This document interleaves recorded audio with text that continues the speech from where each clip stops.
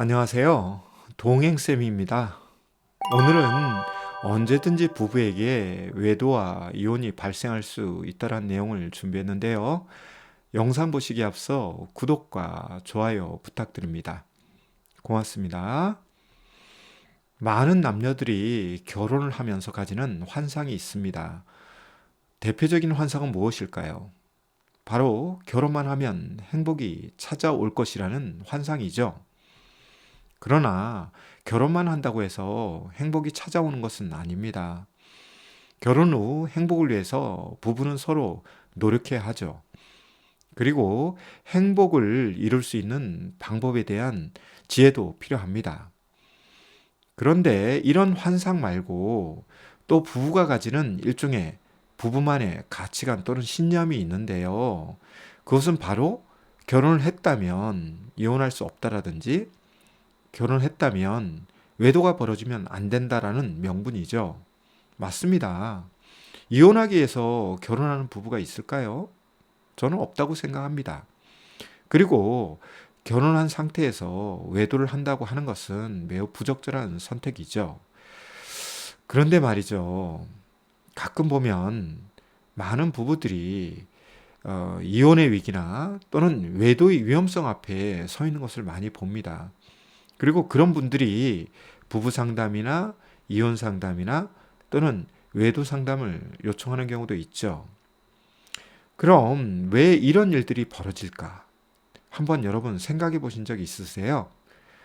저는 이런 일들이 벌어지는 뒷 배경에는 정서라고 하는 것이 매우 큰 영향을 미친다라고 믿고 있습니다.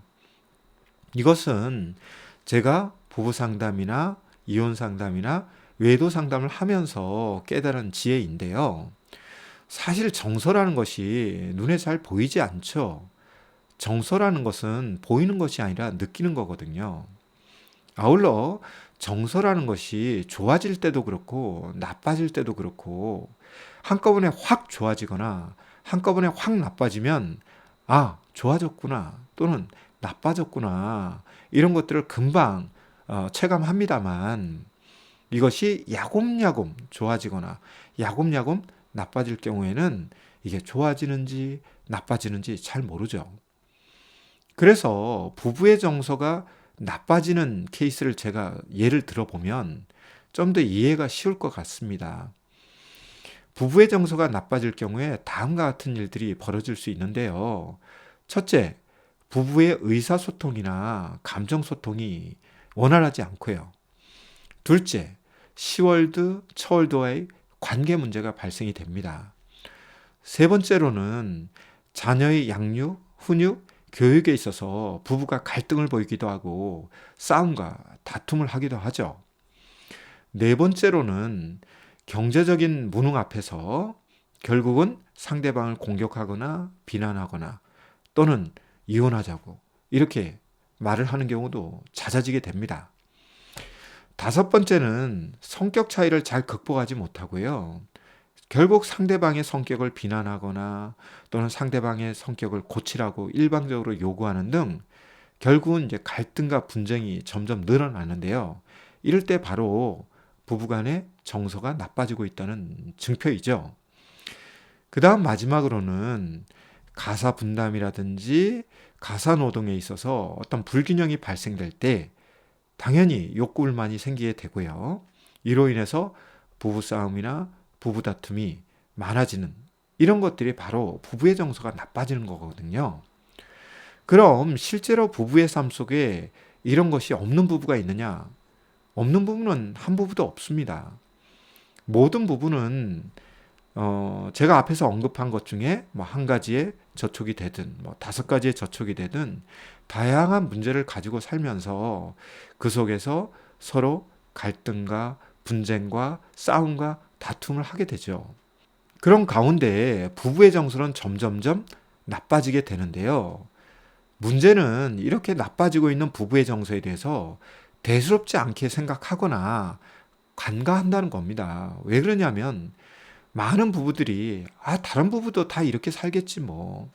원래 결혼 생활이란 건 이런 거야. 왜냐하면 우리 부모들도 다 이렇게 살았거든. 우리 형제자매도 다 이렇게 살아. 맨날 싸우고 찢고 볶고 뭐 이혼하자 그러고 경우에 따라서는 바람 피우고 그러고도 뭐 나중에 뭐 잘 살더라 이러면서 합리화를 하거나 정당화를 하면서 그냥 부부의 정서를 대수롭지 않게 여기는데요. 결국 이런 것들이 누적되다 보면 언젠가는 이게 뇌관이 되어서 수류탄급으로 폭발하든지 핵무기급으로 폭발하든지 폭발하게 되거든요.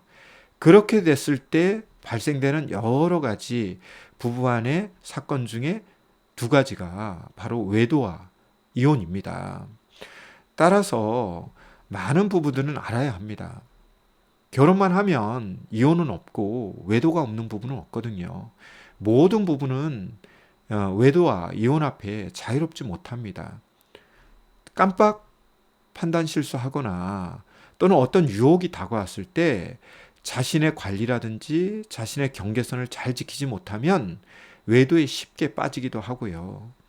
또는 이런 결과로 인해서 이혼과 직면하거나 또는 다른 이유로 인해서 이혼과 직면하게 되거든요. 따라서 외도와 이혼 이 두 가지와 직면하지 않는 것이 가장 최상의 삶이기는 합니다만 만에 하나 이런 것과 직면하였고 따라서 외도로 인한 아픔과 상처 그리고 이혼으로 인한 가족의 해체 이런 위기 앞에 서 있다면 부부는 부부 상담이나 이혼 상담이나 외도 상담이 필요한데요. 특히 이러한 상담을 통해서 무엇을 치료하거나 무엇을 보완해야 하냐면 부부의 정서적인 측면을 치료하거나 보완해야 합니다. 그런데 많은 부부들이 이 정서적인 부분에 대해서 치료적 작업을 시작하면 되게 어색해하고 힘들어 하더라고요. 왜냐하면 평소에 이 정서적인 부분에 대해서 관심이 적었거나 또는 자신의 정서에 대해서 표현하는 것이 익숙하지 않았거나 아울러 타인의 정서에 대해서도 내가 수용하는 것이 어색한 그런 부부들은요. 굉장히 이 정서적인 훈련 또는 감정에 대한 어떤 표현 훈련, 수용 훈련에 대해서 어색해하면서 힘들어합니다. 따라서 평소에 정서 관리도 되게 중요하지만 외도나 이혼의 위기 앞에서 정서 훈련은 굉장히 필요하고요.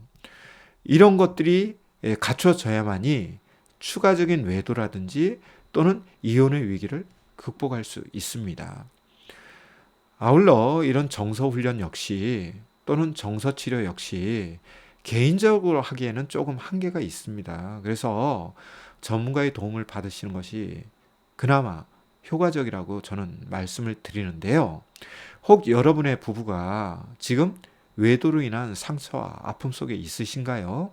그리고 이혼의 위기와 갈등 앞에 있으신가요?